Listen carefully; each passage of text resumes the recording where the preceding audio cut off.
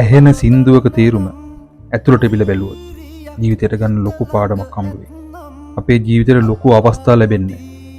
ලොකු පසුබිමක් ලැබෙන්නේ නැහැ. ඒ තීනියක් වෙනුවෙන් නොනවති ඉදිරියට යන්න හිතක් තිබුණොත් ඒක තමයි ඇත්තම ශක්තිය. ශක්තිය තියෙන්න ඕන හිතේ. මල් නටුවේ කටුවලට පැණි හොයන සමනල්ලු බය වෙන්නේ නැහැ. සමනල්ලු කටු දැක්ක කියලා මල අතරින්නේ නැහැ. ඒ වගේම හීනයක් තියෙන මිනිස්සු බාධක දැක්ක කියලා Tamanගේ ගමන නවත්තන්නේ නැහැ.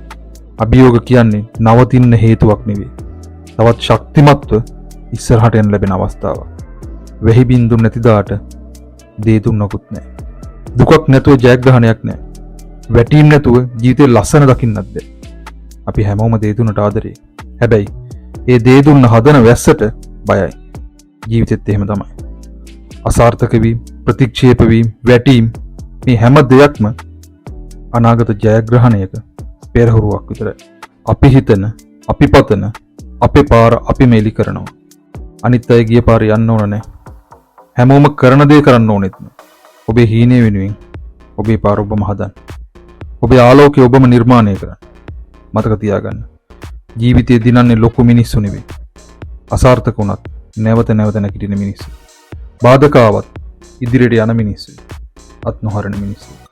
ඔබේ හිතේ වීරිය තවම ජීවත් වෙනවා නම් කාටවත් බෑ ඔබව පරද්දන්න. කාටවත් බෑ පරදන්න නම් වීරියක් හිත ළඟ ඇත්නම් අත්පා පොඩි හිතනම් ලොකුයි තව ඉන්න බෑ ඉවසලා